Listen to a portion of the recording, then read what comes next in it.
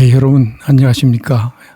이 시간에는 한국에서 애국운동을 하는데 선봉장 또는 총사령관 역할을 하고 있다고 봐야겠죠.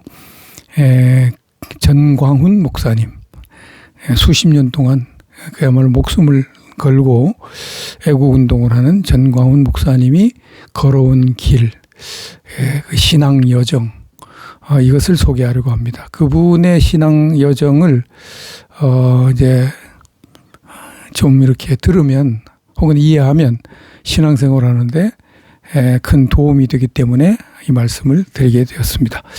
전광훈 목사님은 경상북도 의성 산골에서 태어났습니다.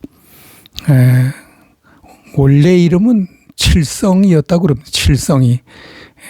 어머니가 북둘칠성에게 빌어서 낳았다고 해서 이름을 전칠성 이렇게 지었고 어려서는 칠성이라고 불렀습니다.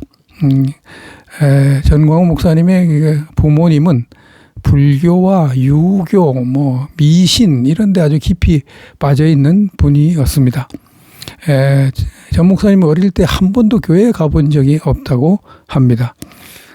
전 목사님의 이름이 이제 광훈이가 된 것이 아주 흥미롭습니다. 아버지가 전 목사님의 출생신고를 하러 면사무소에 갔는데 이름이 뭐냐 그러니까 면석이가 이름이 뭐냐 그러니까 칠성이다 이렇게 대답하니까 그 이름이 좀 그러니까 좀 다른 이름을 이제 등록하는 게 좋지 않겠냐. 그래서 어떤 이름이 좋겠냐 그렇게 물으니까 그 면석이가 이렇게 생각하더니까 광훈이가 어떻겠냐. 광훈. 그래서 광훈이라는 이름이 좋게 여겨져서 그럼 광훈이로 해달라. 그래서 갑자기 칠성이가 광훈이로 변했다는 겁니다. 이 광훈이가 이제 초등학교에 다닐 때 아버지가 이 광훈에게 매일 돼지에게 줄 개구리 20마리를 잡아라 이런 명령을 내렸다고 합니다. 그 아버지 명령은 꼭 따라야 된다 이렇게 이제 생각을 했나 보죠. 그래서 이제 광훈이는 학교 공부가 끝난 후에 이제 개구리를 잡아야 되는데 그때 잡으면은 애들과 놀 시간이 없어요. 그래서 이제 애들과 학교 공부 끝난 다음에 놀기 위해서 학교 공부 시간에 갑자기 이제 뼈를 내기를 소변이 마렵다 이렇게 소변을 마렵다 그렇게 하니까 그럼 갔다 와라 이렇게 담임 선생님이 말하면 그 소변 보러 가는 핑계를 대고 이제 개구리를 잡았습니다. 매일 그렇게 수업 때마다 소변 마렵다고 또 나가서 수업 빼먹고 그런 일을 이제 계속 하니까 이게 성적이 제대로 나올 리가 없죠. 이제 학교 공부해 보신 분은 아시겠지만 이렇게 수업이 하나 빠지면은 그 다음 수업을 이해하지 못하는 경우가 많아요. 특히 자연이나 혹은 이제 산수나 옛날에 산수 이제 요즘 수학이나 이런 것을 이제 한번 건너뛰면은요 그 다음 모릅니다. 그런 식으로 계속 하니까 시험을 잘 볼 수가 없는 거죠. 그래서 학교 성적이 언제나 꼴찌를 맴돌았다고 합니다. 꼴찌를 맴돌았다. 네. 자기보다 공부를 못한 사람이 딱 한 학생이 있었는데 그 학생은 이제 지적 장애인이라서 아예 제껴 놓은 학생이고 그 다음에 자기가 꼴찌니까 이제 정상적인 사고방식을 가진 사람으로서는 자기가 꼴찌였다 이렇게 말을 하고 있습니다. 전광훈 목사님이 중학교를 졸업했을 때 몸이 많이 아팠다고 합니다. 그리고 공부도 하기 싫고요. 뭔 소리인지 알아듣지도 못하고 시험 보면 맨날 꼴찌하고 그러는데 어떻게 학교 가고 싶은 생각이 들었겠습니까? 그래서 이제 고등학교 진학을 안 하려고 그랬습니다. 고등학교 진학을 안 하려고. 그러니까 그 부모님의 걱정이 아주 태산 같았다고 합니다. 그래도 고등학교는 나와야지 될 텐데 이런 생각을 하는 부모님이었습니다. 저희 아버지는 완전히 정반대였습니다. 국민학교만 나오면 되지 뭐. 그리고 또 한문이나 좀 배우면 되지. 뭔 중학교 가고. 저희 아버지는 그런 주의였고요. 여기 이제 정광 목사님 아버지, 어머니는 그래도 고등학교는 나와야 된다. 이렇게 생각을 했었습니다. 그래서 이제 부모님이 걱정이 태산 같아요. 아들을 이제 하나밖에 없는 아들을 중학교에 고등학교에 보내야 되는데 안 간다 그러니까. 그래서 걱정을 태산같이 하고 있던 그때에 어느 날 서울에 사는 믿음이 좋은 광문의 이모 한 분이 편지를 보내왔습니다. 이런 내용입니다. 언니, 광훈이를 우리 집에 보내. 그러면 내가 서울에 있는 고등학교 보내줄게. 이렇게 편지가 왔습니다. 광훈이 어머니가 그 편지를 보고 눈이 번쩍 뜨어버렸습니다. 뭐? 광훈이를 서울에 있는 고등학교 보내준다고? 그래서 동생이 한편으로는 무지하게 고마웠습니다. 그런데 또 한편으로는 아주 걱정이 됐습니다. 왜냐하면 동생이 아주 예수쟁이라고 이름이 날 정도로 아주 열성적으로 교회 다니는 동생이었거든요. 혹시 광훈이가 자기 동생 집에 가서 살다가 예수라도 믿게 되는 날이면 이제 큰일이기 때문에 이거 동생 제안이 참 귀가 쏠깃한데 보낼 수도 없고 안 보낼 수도 없는 그런 이제 난감한 입장에 이제 처했습니다. 그런데 이제 여기 있으면 시골에 있으면 고등학교 이제 보낼 희망이 없으니까 이제 광훈에게 떠봤어요. 너 이모 집에 가서 고등학교 다닐래? 이렇게 이모가 고등학교 보내준다고 그러니까 고등학교 다닐래? 이모 집에 가서 그러니까 광훈이에게 그때 어떤 마음이 들었냐 하면 서울 구경을 한 번씩 하고 싶다. 고등학교 가는 건 둘째 문제고요. 서울 구경하고 한번 하고 싶다. 그래서 이제 네 가겠다 이렇게 대답을 했다는 겁니다. 근데 그런 일이 일어나기 며칠 전이 일이라고 합니다. 광훈의 이모가 어느 날 새벽 기도에 갔습니다. 근데 기도를 하는데 음성이 들렸다는 겁니다. 내 언니 집을 구원해라. 이런 음성이 들렸다고 합니다. 그래서 광훈의 이모는 그 음성을 듣고 광훈이를 자기 집에 데려다가 공부시키면서 전도하려고 결심을 한 겁니다. 그래서 이제 광훈이를 우리 집에 보내라고 한 거죠. 목적은 예수 믿게 하는 것입니다. 그래서 광훈의 어머니가 이제 아들을 서울로 보내면서 신신당부를 했다고 합니다. 야, 광훈아, 너는 우리 집의 장손이다. 너는 우리 집에 제사를 모셔야 한다. 그러니 너 이모 집에 가서 다른 말은 다 들어도 절대로 교회에 가자는 말은 들으면 안 된다. 알았지? 아주 신신당부를 했습니다. 광훈은 알았다고. 걱정하지 말라고.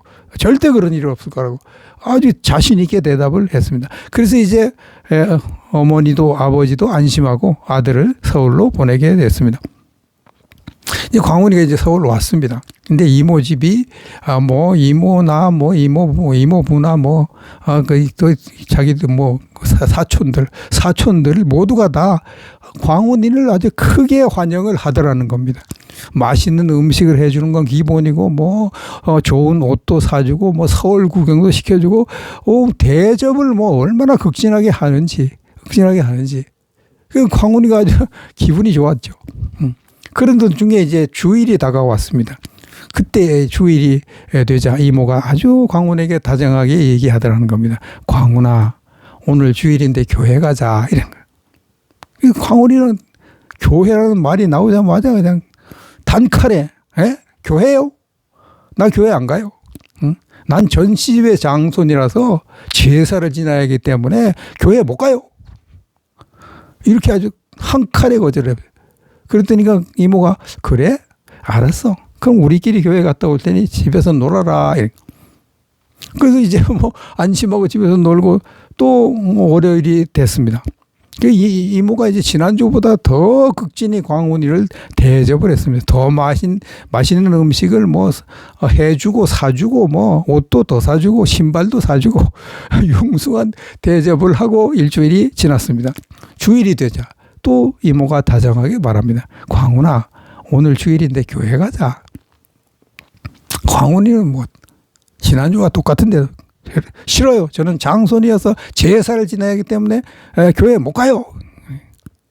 그렇게 말을 대답을 하니까 그렇게 천사같이 자기를 대해주던 이모가 벌컥 화를 내면서 소리를 냈다 질러낸 거예요. 뭐라고?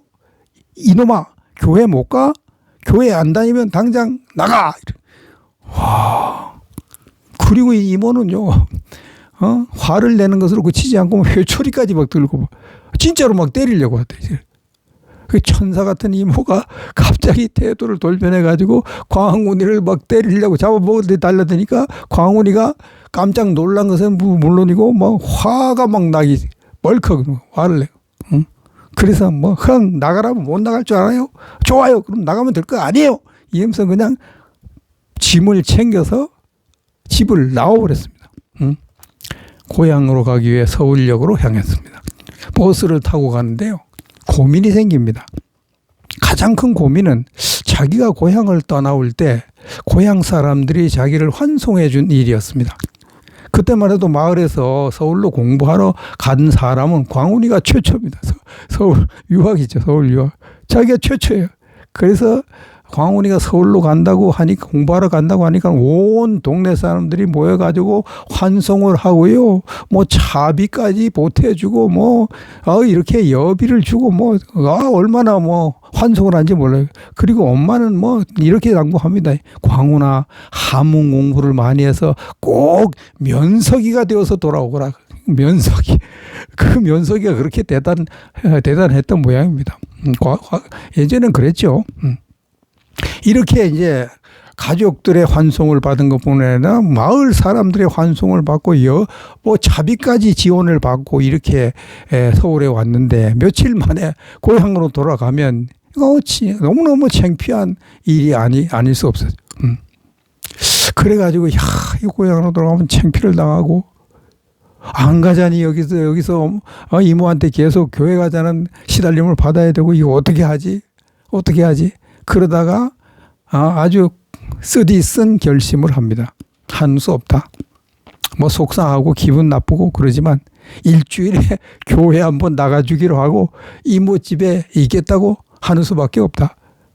현실적으로 고향 가는 건 너무너무 힘들이다. 그래서 이모 집에로 다시 발걸음을 돌렸습니다. 죽을 맛이었다고 합니다. 이모가 있는데 이모 보고 이모 어떻게 하면 이모 집에 있을 수 있어요? 이렇게 물으니까 이모가 반색을 하면서 일주일에 한 번 교회 다니면 돼. 일주일에 한 번. 그렇게 할게요. 완전히 맥 빠져가지고 소가 푸죽간에 끌려가는 것처럼 완전히 죽을 맛이었어요. 일주일에 한 번 교회 다니면 된다. 그렇게 이제 해서 교회에 발을 들어 놓은 광훈이가 이모에게 강제로 이끌려서 교회에 다니기 시작합니다.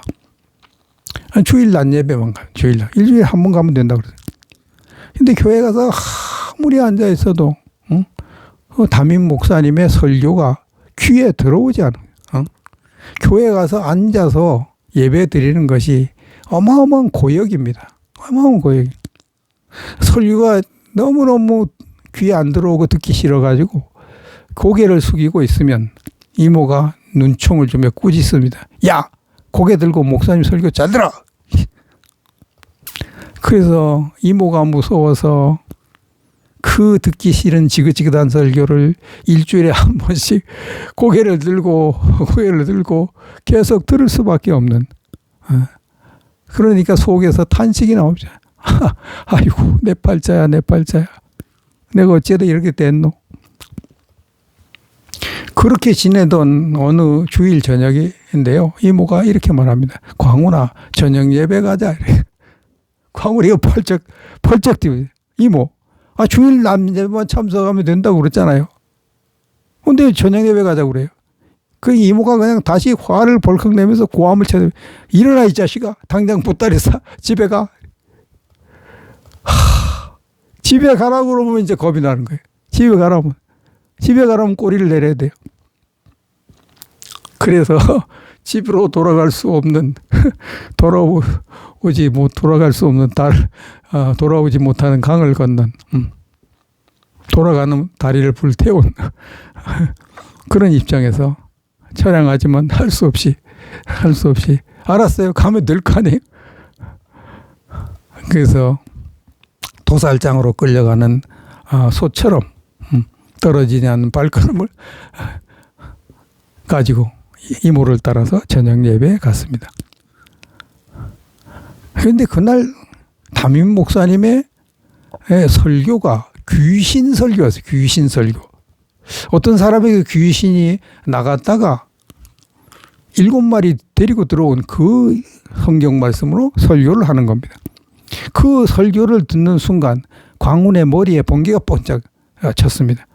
귀가 쫑긋했어요. 졸음이 싹 달아났습니다. 성경에도 귀신 얘기가 있네.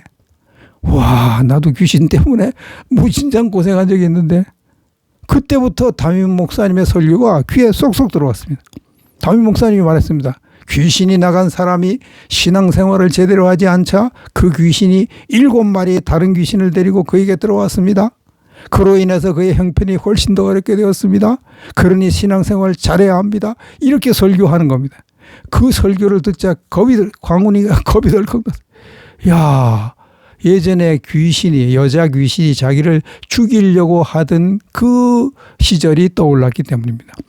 광훈이가 중학교를 졸업한 직후 일인데요. 어느 날 그렇게 자기가 건강했는데 갑자기 아프기 시작을 했습니다.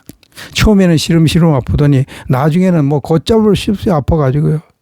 그때 이상한 현상이 일어났는데, 아파서 방에 들어 누워 있으면 머리를 풀어 헤친 여자 같기도 하고 괴물 같기도 한 그것이 나타나가지고 광훈이를 막 죽이려고 하는 거예요. 죽이려고. 근데 광훈이에게는 도망칠 힘이 전혀 생기지 않았습니다. 그런 날이 계속되자 광훈은 잘 먹지도 못하고 잠을 잘 못하는, 그리고 날이 갈수록 살이 빠져서 뼈만 앙상하게 남는 그런 아이로 변했습니다. 부모님이 아들을 고쳐보려고 뭐 쌀을 팔아서 돈을 마련한 후에 뭐 큰 병원에까지 데려가고 그랬는데, 의사가 고개를 절렸더니 해주고 이렇게 말해. 집에 데리고 가서 먹고 싶은 것이나 먹고 먹이라고 못 고친다고. 그래서 그 부모님이 눈물을 머금고 아들을 집에 데리고 가고, 이제 아들이 죽을 날만 기다리는 신세가 되었습니다. 며칠이 지난 다음에요. 부모님 보니까 광훈이가 이제 죽을 것 같아요. 그날 밤을 못 넘길 것 같아요.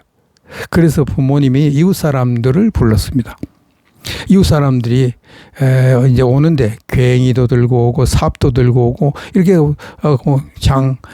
농기구를 가지고 옵니다. 왜 그러냐? 광훈이가 이제 그날 밤에 죽으면 그냥 산에 갖다 묻으려고. 옛날에는 뭐 그런 일이 비일비재했거든요. 그리고 동네 아저씨들이 저쪽 방에서 화투를 치고 있는 겁니다. 술을 마시면서 화투를 치고. 완전히 초상집이죠. 그래서 광훈도 나에게 이제 죽음이 가까이 왔구나. 이제 가만히 누워서 이제 죽을 때를 기다리고 있었습니다. 사람이 이렇게 죽나 보다. 근데 한밤중이 되는데 갑자기 살고 싶은 생각이 드는 겁니다. 어떻게 하면 살 수 있지? 어떻게 하면 살 수 있을까? 의사도 포기한 병이니까 뭐 의사를 의지할 수는 없잖아요. 그때 생각나는 한 사람이 있었습니다. 그게 바로 서울에 사는 이모였습니다. 이모. 나중에 자기를 서울로 데려간 이모. 그 이모가 자기 집에 과거에 왔을 때 자기 어머니에게 전도한 것이 기억났습니다. 그 이모가 자기 언니 보고 이렇게 말합니다. 언니, 내가 다니는 교회에 해평 상기인 사람이 있어. 그런데 삼각산 기도원에서 기도하다가 성령의 불을 받았대. 그때 병이 다 나아버렸어. 언니도 예수님을 믿어봐. 그때 광훈이 어머니는 막 그런 소리가 이런 식으로 무시하는데, 광훈이가 그 이야기를 이제 들었단 말이에요. 그게 생각났습니다. 그래서 광훈이가 이제 비틀비틀 하면서 일어나가지고 무릎을 꿇었습니다. 생전 처음 기도라는 것을 하였습니다. 시간을 보니까 새벽 2시였습니다. 새벽 2시.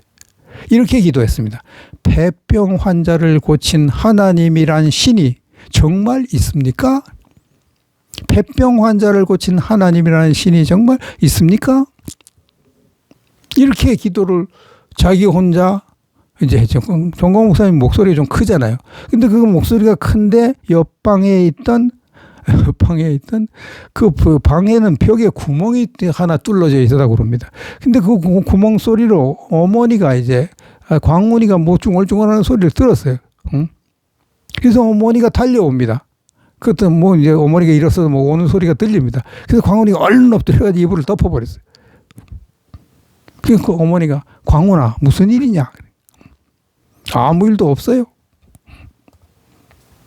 그러니까 어머니가 아무 일도 없다고 그러니 뭐 할 수 없죠. 나갑니다. 그리고 다시 무릎을 꿇고 기도합니다. 하나님이란 신이 있으면 나 좀 살게 해주세요. 하나님이란 신이 있으면 나 좀 살게 해주세요. 땀이 줄줄줄 흐르고요. 그 짧은 기도를 하고 그대로 쓰러져 버렸습니다. 그리고 곧바로 깊은 잠에 빠졌습니다. 아침에 눈을 떴습니다. 근데 자기가 죽지 않고 살아있는 거예요. 동네 사람들이 죽었나, 광훈이가 죽었나 하고 방문을 열었는데 광훈이가 멀쩡하게 살아있는 거예요. 그래서 동네 사람들이 그냥 집으로 돌아갔습니다. 근데 사람들이 돌아가자 광훈이가 그렇게 음식을 못 먹고 빼짝빼짝 말아가는데 음식이 먹고 싶은 거예요. 이 어머니가 죽을 거려 왔습니다. 맛있게 먹었습니다. 기운이 좀 생겼죠. 그날 밤이 되었는데요. 하얀 소복 차림에 말꼬리처럼 긴 머리를 풀어헤친 그 귀신이 다시 나타났습니다. 그 광훈이는 얼른 무릎을 꿇고 기도했습니다. 하나님 살려주세요. 기도하고 누우면 귀신이 안 나타납니다. 기도를 안 하고 누우면 귀신이 나타나요. 그러니까 그때부터 광훈이는 매일 밤 기도를 하고 잤습니다. 그러니까 기도하고 자면 이제 안 나타나니까. 그렇게 해서 점점 이제 건강하게 됐고, 일주일 만에 동네를 돌아다닐 정도로 완전히 회복됐습니다. 구사일생이죠. 구사일생. 이 담임 목사님의 귀신 설교를 딱 그 생각이 딱 들어요. 와, 내가 예수님을 안 믿으면 그 지독한 귀신이 7마리가 나에게 들어온다고? 예수 안 믿으면 큰일 나겠구나. 그래서 정신이 번쩍 든 광훈이가 담임 목사님의 설교를 열심히 들었습니다. 그날 예수님을 믿었습니다. 그날 눈물을 흘리며 회개하고 예수님을 이제 구주로 영접하고 그리고 하나님의 자녀가 된 거죠. 그때니까 얼마나 기쁜지 막 날아갈 듯이 기쁩니다. 집에 오자마자 이제 그렇게 가기 싫던 교회가 얼마나 그리워지는지 교회 가는 시간만 기다리는 거예요. 이모 보고 그러면 이모 언제 교회 가요? 이모 언제 교회? 이모도 얼마나 기분 좋아요. 광훈이 예수 믿고 그렇게 가기 싫어하던 교회를 언제 교회 가냐고 난리를 쳐대니까. 그래서 이제 뭐 주일 낮 예배, 주일 저녁 예배, 뭐 이모가 교회 갈 때마다 다 따라다니. 그렇게 3개월 정도 아주 신바람 나서 교회를 다니고 있을 때 어느 월요일인데 이모가 이렇게 말한 거예요. 광훈아, 너 오늘 나랑 교회 가자. 오늘 월요일인데 교회 가요? 이웃 교회에서 부흥회하는데 거기 가는 거야. 그 교회 가는 거 뭐 무조건 좋아하니까 알겠다고. 가겠다고. 그래서 부흥회 따라갔습니다. 강사가 김충기 목사님이었어요. 김충기 목사님. 근데 그날 김충기 목사님이 설교를 하는데 광훈이가 너무너무 큰 실망을 했습니다. 부흥회 예배가 자기 교회 예배와 완전히 정반대였기 때문에 자기 교회는 찬송가도 조용히 부르고 기도도 조용히 하고 설교도 조용히 하고 그런데 부흥회에서는 뭐 찬송가도 뭐 시끄럽게 막 박수 치면서 크게 부르고 설교도 마이크를 들고 부흥 강사가 왔다 갔다 하면서 막 고함을 질러대고 뭐 기도도 막 통성 기도를 해야 되고 뭐 광훈이가 뭐 정신이 하나도 없어가지고요. 도저히 못 견디겠어요. 그래가지고 슬그머니 이모 몰래 슬그머니 집으로 도망을 쳤습니다. 이모가 돌아와서 호통을 칩니다. 야, 너 왜 중간에 왜 도망갔어? 이모 나 내일부터 교회 안 가, 부흥회 안 갈래요. 사람들이 꼭 미친 것 같아요. 하나도 은혜가 안 돼요. 그냥 우리 교회 열심히 다닐게요. 그러니까 이모가 뭐야? 야 임마, 그러면 당장 시골로 내려가. 또 시골로 가라는 거예요. 그렇게 평소엔 천사 같은 이모가 교회 안 간다 그러면 가만 놔두질 않아요. 그래서 또 한국에 알았어요. 가면 될 거야. 부모님 가면 될 거 아니에요. 그 다음날 나집회도 이모에게 이끌려서 억지로 부흥 참석했습니다. 이모는 광훈이가 도망을 갈까봐 도망가지 못하게 그를 맨 앞자리로 데리고 가지고 자기 옆에 딱 앉혔어요. 설교가 시작됐습니다. 광훈의 귀에는 김충기 목사님의 설교가 하나도 안 들어오는 거예요. 무슨 소리인지 알아들을 수도 없고요. 도망칠 생각만. 그 광훈이가 밖으로 나갈 이제 움직임을 약간이라도 보이면 이모가 딱 손을 잡아챕니다. 가만히 있어 임마. 도망칠 수도 없어서 억지로 설교를 들었습니다. 설교가 끝났고요. 어제 같은 그 미친 통성기도 시간이 되었습니다. 그 통성기도를 하는데 옆에 앉아서 기도하는 여자는 머리가 긴데 얼마나 난리 치는지 그 머리가 자기 머리를 막 때리고 도대체가 그래가지고 도망도 못 가고 이모가 무서워 도망도 못 가고 할 수 없이 그냥 되지도 않는 기도를 끙끙거리면서 하는 척하고 이러고 있는데 광훈의 눈에서 갑자기 눈물이 팍 솟아났습니다. 그리고 혀가 구부러졌어요. 그 이상한 말이 막 튀어나옵니다. 온몸이 덜덜덜덜 떨리고 그 자기가 지은 죄가 낱낱이 떠오르고 회개가 막 저절로 됩니다.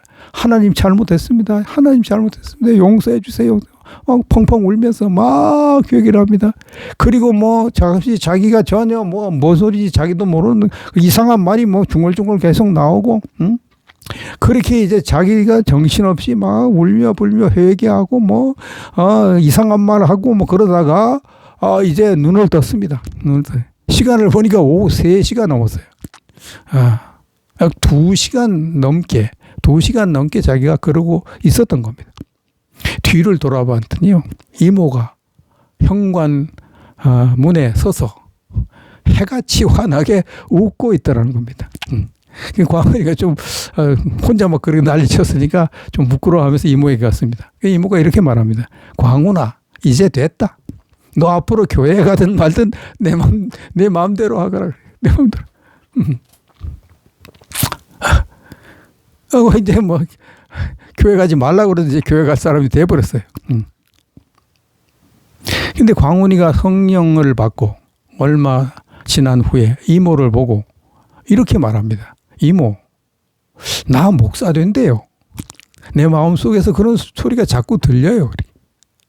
그 이모가 이제 걱정이 태산같아요. 얘가 잘못 받아 그러나?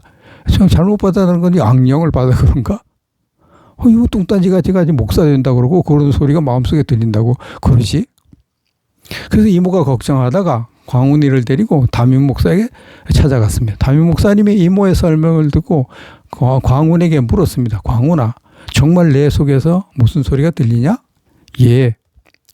그러자 담임 목사님이 다짜고짜 광훈의 모에 손을 얹고 기도를 합니다. 마귀야 물러가라. 그런데 광훈이 속에서 그 담임 목사님의 말을 거부하는 소리가 들립니다. 난 마귀가 아니야. 그때부터 담임 목사님은 광훈이를 이상한 아이로 취급합니다. 광훈이가 교회 가면 이제 이상한 아이로 귀신 들린 애로 보니까 얼마나 마음이 괴로운지 몰라요. 그렇게 교회 다니는 게 너무나 힘들어요. 그래서 어느 날 광훈이가 자기가 평소에 알고 있던 한 목사님을 찾아가서 상담을 했습니다. 내가 이런 일을 당한다고. 그 목사님이 이렇게 말합니다. 네가 귀신 들린 게 아니고 내가 성령을 받았기 때문에 성령을 받지 못한 그 담임 목사님이 널 이해하지 못해서 그런 거다. 내가 아무리 봐도 너는 그곳에서 더 이상 신앙생활을 하기 힘들 것 같아. 그러니까 내가 교회 하나 소개해 줄 테니까 그리 가라. 최복규 목사님 교회로 옮겨라 그래. 최복규 목사님 교회. 그래서 그 목사님의 충고에 따라서 최복규 목사님 교회로 옮겼습니다. 최복규 목사님은 광훈이가 성령 받은 것을 존중해 줬습니다. 그래서 신앙생활이 다시 재밌어지는 거예요.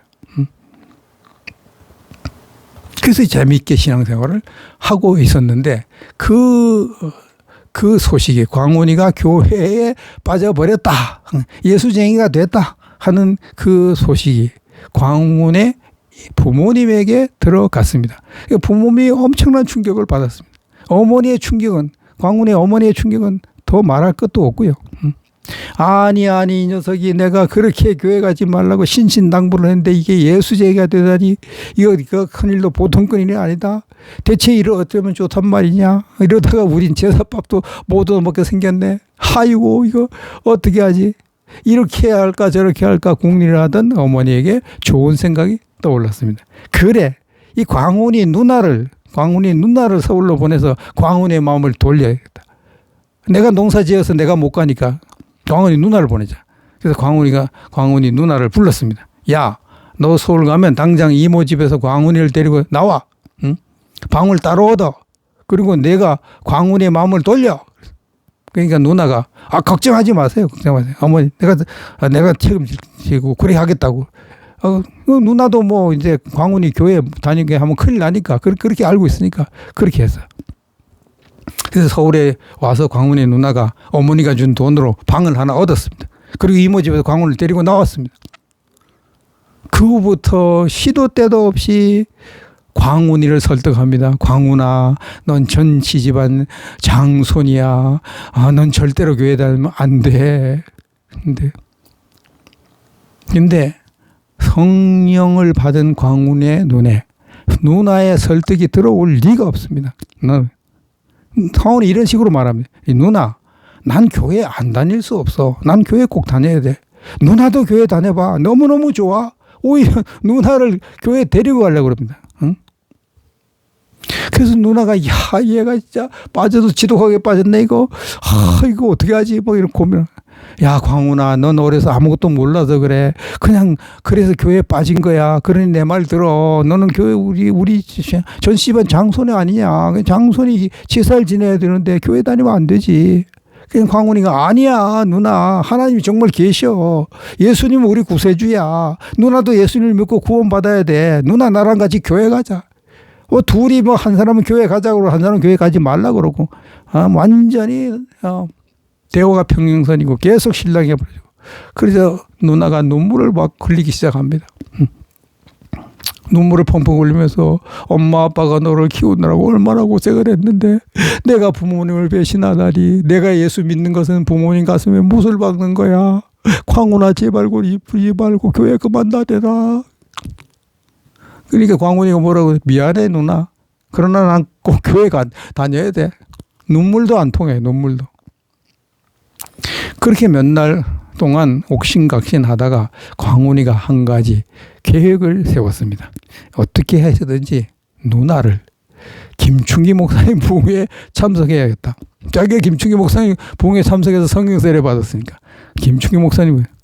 그래서 이제 그때부터 광운이는 김충기 목사님이 서울에서 부흥회하는 그날이 오기를 이제 기다렸습니다. 드디어 어느 날 김충기 목사가 서울에서 부흥회를 한다 하는 소식이 들렸습니다. 기쁘기가 한량없어. 그래서 그 부흥회 장소가 집에서 거리가 너무나 멀었습니다. 그런데 그 기회를 놓칠 수가 없어요. 그래서 광운이가 누나에게 말했습니다. 누나가 나를 따라서 한 번만 교회에 가면 내가 교회에 안 나갈게. 한 번만 교회 나가면 교회 안 나간다고 그래요. 그러니까 누나가 뭐라고? 그 말 정말이지? 정말이라니까? 응? 속으로는, 광운의 속으로는 정말은 무슨 정말이야. 내가 누나를 교회 데려가려고 그러는 거지. 응. 누나가 결단해요. 좋다. 그럼 내가 교회 한번 나가주지. 응. 언제 가면 되냐? 기다려봐. 이제 부흥의 날이 왔습니다. 예배 시간에 도착하기 위해서 이 아침 일찍 출발했습니다. 근데 버스를 타고 가다가 누나가 갑자기 참멀미를 합니다. 한참 더 가야 되는데 참멀미해서 도저히 이게 그냥 있으면 토할 것 같고. 광운아, 더 이상 못 참겠다. 지금 당장 토할 것 같아. 좀 참으면 안 돼. 도저히 못 참겠어. 알았어. 내리자. 그래서 운전기사에게 사정해가지고 차에서 내렸습니다. 광운이가 투덜투덜합니다. 정말 큰일 났네. 여기서 걸어가면 예배 시간 다 끝났는데. 정말 갑자기 왜 몰매가지고 정말. 그때부터 뭐 누나 손을 잡고 뭐 거의 뛰다시피 응? 누나는 이제 힘이 빠지고 뭐 여자고 하니까 광훈이만큼 못 뛰고 못 걷죠. 그 광훈이가 말이야. 아, 빨리빨리 따라와. 뭐 예배 시간 늦어. 뭐.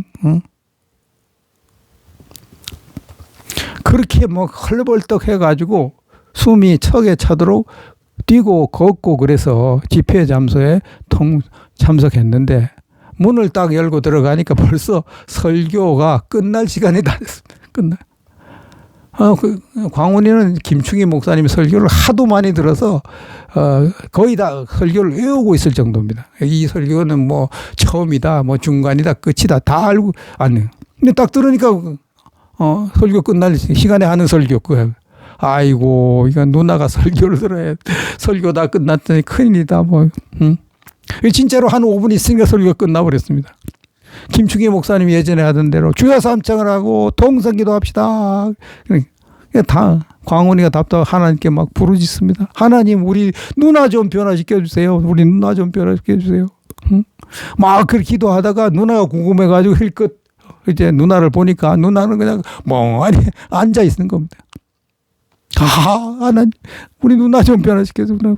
근데 한 5분쯤 있다가 갑자기 누나가 소리를 지르면 소리 지릅니다. 그리고 소리를 지르고 난 다음에 꼬꾸라서 울기 시작합니다. 뭐 곧바로 그냥 울고 불고 야단이 나고요. 입에서 막 방언이 터져 나오고요. 자기가 성령 세례 받을 때 똑같은 현상이 일어났습니다. 그 황은이는 너무너무 신이 나가지고 됐어. 할렐루야다. 할렐루야. 할렐루야. 오랫동안 울고불고 방언을 하고 막 난리를 치면서 막 기도를 하던 누나가 드디어 기도를 마쳤습니다. 광훈이가 누나 보고 누나 이제 집에 가자. 그러니까 누나가 뭐라고 하니 광훈아 너 먼저 집에 가라. 나는 오늘 저녁에 교회에서 써야 할 거다. 한 방에 완전히 180도 달라요. 한 방에. 성령 세례가 정말 그렇죠. 성령 세례 받기 전과 받기 후는 천지 차이가 나죠. 저도 그랬으니까요. 그 후부터 누나도 광훈이처럼 열성파 신자가 됐습니다. 어머니가 설득하러 보낸 사람이 백기투항을 한 거죠. 나중에 이제 광훈의 어머니가 그 소식을 듣고 장탄식을 하죠. 아이고 이게 뭔 꼴이냐. 개 빠져 넘어가다니 이제 우리 집안은 망했다. 그 후에 정광훈 목사님의 누나는 목회자 3호가 되어가지고요. 주님을 지금까지 잘 섬기고 있습니다. 정광훈 목사님은 전도사 시절에 어떤 여전도사님의 딸과 결혼을 했습니다.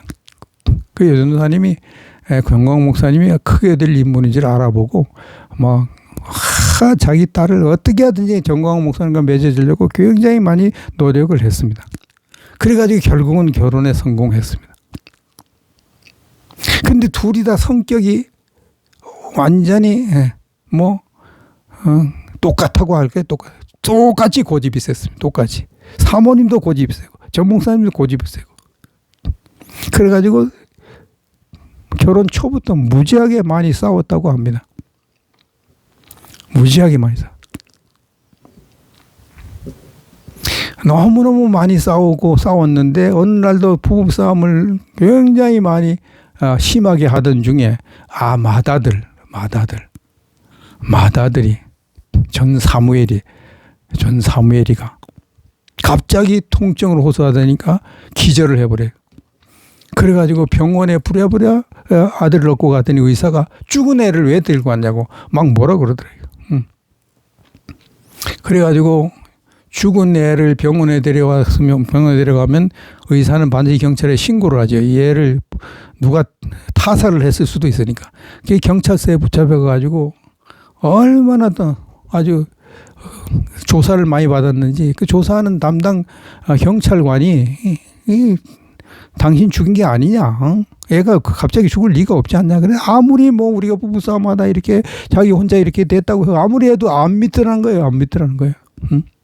그 옆에 경찰관이 쉬는 시간에 정광훈 목사님을 이제 부르더니까 나도 이제 교회 안수집사인데 가만히 전 목사님 이렇게 조사받는 거 보면 전 목사님이 거짓말을 하지 않는 걸 알 수 있는데 저 사람은 고지고대로 이걸 하는 사람이고 그러니까 내가 어떻게든 저 사람을 이제 설득을 해가지고 이제 이렇게 이제 그냥 타살해하는 걸로 이렇게 하겠다고 그렇게 얘기를 하더래요. 그래서 진짜 그 사람이 이렇게 설명을 하니까 그 이제 조사하던 경찰관이 그 이제 타살이 아니고 이제 그렇게 됐다고 이렇게 해가지고 그걸 풀려 나왔습니다. 근데 그때부터 자기 아들이 죽고 난 다음부터 두 부부는 다시는 부부싸움을 안 하는, 지금까지도 부부싸움을 안 하는, 그 부부싸움을 안 하는 것 중에 전 목사님도 충격을 받아서 부부싸움을 안 하는 것도 있지만 사모님이 더 큰 충격을 받아가지고 둘 중에 하나가 져야, 우리 집안은 평안하다. 그렇게 생각하지. 그럼 전 목사님이 질 일은 절대 없다. 내가 져야 되겠다. 이렇게 판단을 한 것 같습니다. 그 다음부터 사모님은 전 목사님의 하는 일에 일절 토를 난다는, 그러니까 평화가 되는.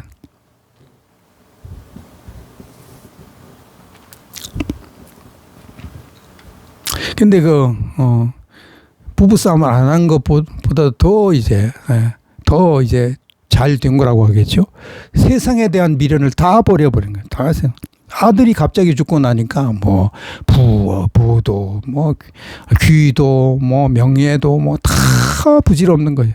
부질없는 거. 우리 아들 있는 천국 빨리 가고 싶다. 그 생각밖에 안 들더라는 거죠. 그래서 몇 번이나 교회에서 사준 차를 팔아서 가난한 사람에게 나중에 왜 재물에 대한 욕심이 없으니까. 그 나중에 성도들이 하도 목사님이 차를 팔아가 다 나눠줘 보니까 새 차를 갖다 그냥 갖다가 팔아버리니까. 그래서 이제 아예 새 차를 하나 사가지고 공증을 해서 못 팔게.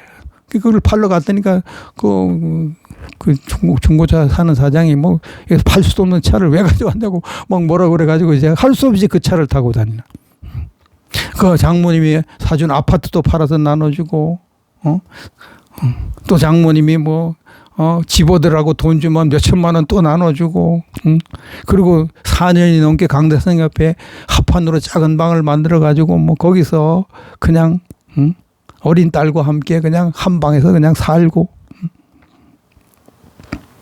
근데 강대상 옆에서 그렇게 이제 생활을 하던 전 목사님이 어느 날 예배 인도를 하는데 성도들이 갑자기 이상하게 되는 거예요. 그게 성도들에게 들어있던 귀신들이 막 소리를 지르면서 막 떠나가기 시작을 하는 거예요. 그 교회에 이제 성령의 역사가 나타나기 시작한 거죠. 그런 일이 막 계속 일어나니까 1년 만에 교회 성도가 1,000명 이상이 되어버렸습니다. 1년 만에 1,000명 이상. 딸이 5살, 전 목사님 딸이 5살이 되었을 때 전 목사님이 교회에서 부흥회를 하게 됐는데요. 전 목사님이 딸을 보고 야 강사님이 네 집이 어디냐 이렇게 물으면은 절대 여기라고 하지 말고 다른 곳에 있다. 그렇게 말을 하라고 신신당부를 했어요. 딸을 알았다고. 근데 한 3시간 정도 이제 부흥회를 끝나고 부흥 강사님이 딸 보고 야 네 집이 어디냐 이렇게 물으니까 딸이 아무 생각 없이 여기요. 강릉성 옆에 가르쳐줬어요. 그러니까 전 목사님이 강릉성 옆에 문을 열어보니까 이게 말이 아니죠. 그 조그만 방에,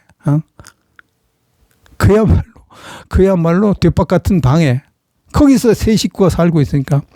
그래서 그 부흥 강사 목사님이 그날 밤 설교할 때 노발대발하면서 성도들 책망합니다. 목사님이 이렇게 강성 옆에서 이렇게 거지같이 살게 하고 당신들은 이렇게 좋은 집에서 잘 먹고 잘 사냐? 이러면서 막 그래. 그 이제 부흥회가 끝나고 재직들이 서로 의논을 해가지고 야 이거 이러다가 우리가 부흥회 때마다 요거도 못 생겼다. 목회자 목사님 사택적금도 있자. 그래가지고 사택적금을 자기들 몰래 돈을 모아가지고 들기 시작해. 근데 그렇게 사택적금이 한 2천만 원 정도 모아졌을 때 그 적금 넣는 것이 목사님에게 들켜버렸어요. 저 목사님이 그거 가져와. 쓸데없는 짓을 하고 있어요. 그래가지고 가져오라고 하더니 안 가져올 때 재간이 없죠. 갖다 주니까 또 그것도 2천만 원 넘게 모인 거 그거 다 또 가난한 사람에게 나눠줘. 장모님이 어느 날 방문해가지고요.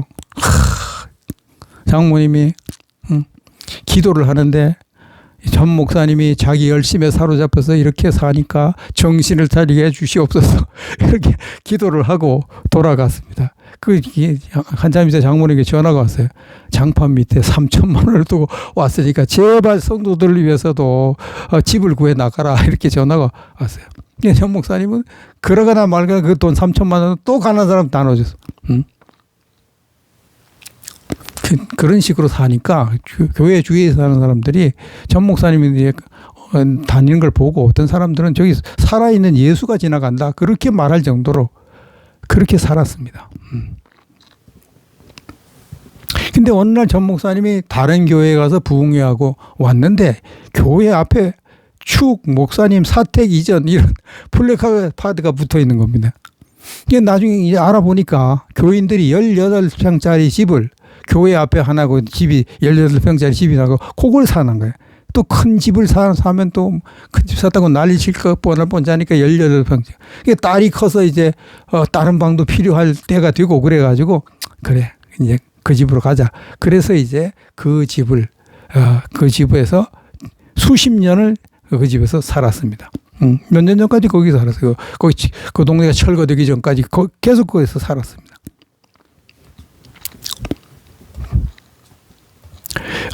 이 모노디는 제가 볼 땐 서미영 사모님의 헌신적인 협력이 있어서 가능하죠. 서미영 사모님은 부잣집 딸이었거든요.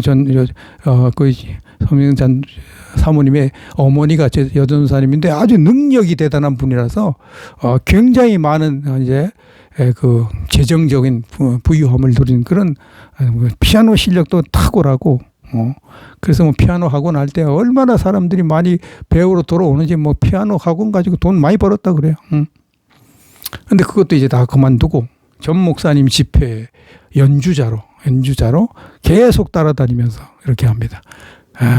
그리고 이제 그 전 목사님이 이제 간증 들어보면 우리 서명 사모가 나보다 4-5배나 일을 더 많이 한다 이렇게 말할 정도로 일을 많이 합니다. 힘든 봉회 집회 찾아오고 그 다음에 또 애국 집회 참석하고 다 반주하고 전 목사님이 설교하고 간 다음에도 끝날 그 통성기도 계속 반주하고 그리고 집에 오면요 전 목사님의 음식 손수 다 챙기고 옷을 챙기고 직원들이 아침밥 안 먹고 오면 그것도 챙겨서 아침밥 먹이고 교회에서 노방전도 하면 그것도 참석하고 뭐 얼마나 하는지 진짜 몸이 10개면 좋겠다 그렇게 열심히 일한다고 합니다. 전 목사님이 투철한 애국심을 가지게 된 동기가 2가지인데요. 서울에서 이제 공부할 때 그 자기 이모니 집에서 이제 나와서 아마 그런 거 거기 간 것 같아요. 집안 어른이 전 목사님 집안 어른이 전성천 박사님 댁에 이제 가서 얼마 동안 살았다고 그럽니다. 거기에서 이승만 대통령에 관해서 배웠다고 합니다. 전성천 박사님이 애국자라고 합니다. 그래서 전 목사님 간증을 들어보니까 경북 의성에서 상경한 후에 집안 어린이 전성천 박사댁에 기숙한 적이 있다. 그분은 미국 프린스턴과 예일대를 나온 목사로서 이승만 정부의 공보부 장관을 지냈다. 그래요. 박정희 정부에서는 기독교 방송 사장을 역임했고 빈민운동에도 헌신했다. 그분이 나에게 이승만 공부를 하라고 권했다.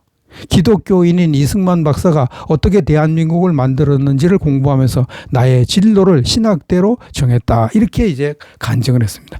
그래서 전성천 박사님 통해서 이승만을 알게 되고 이승만을 배우니까 애국심이 생기고 애국을 제대로 하려면 목사가 되겠다. 그래서 이제 신학대로 가게 됐고요. 두 번째 전 목사님이 애국심을 가지게 된 동기가 초등학교에 다니는 전 목사님의 둘째 아들, 맏아들은 이제 천국 갔으니 둘째 아들 전 애노기가 어느 날 그 방에다가 자기 책상머리에다가 부시 죽여 일어난 글을 써놓은 거예요. 부시 죽여.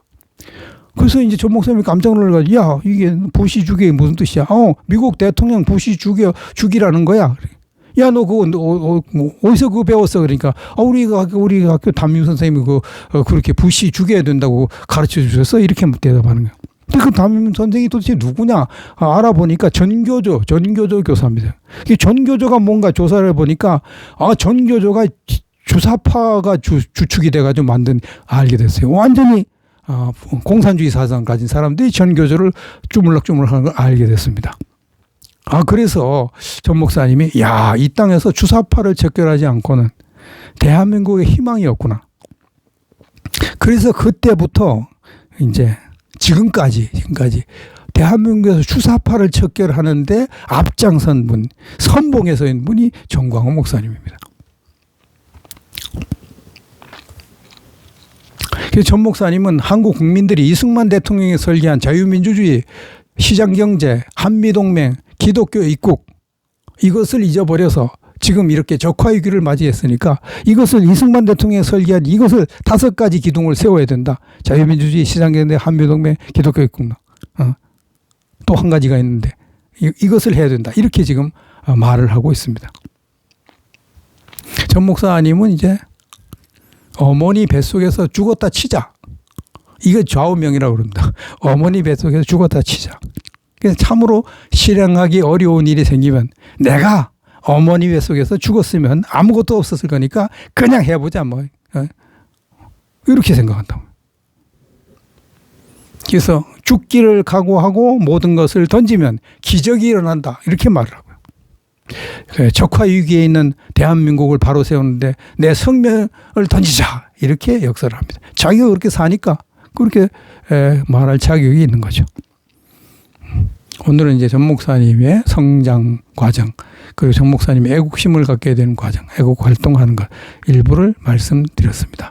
다음 시간에 또 전 목사님에 관한 또 다른 이야기를 나눠보도록 하겠습니다. 지금까지 시청해 주신 분 여러분 감사드립니다.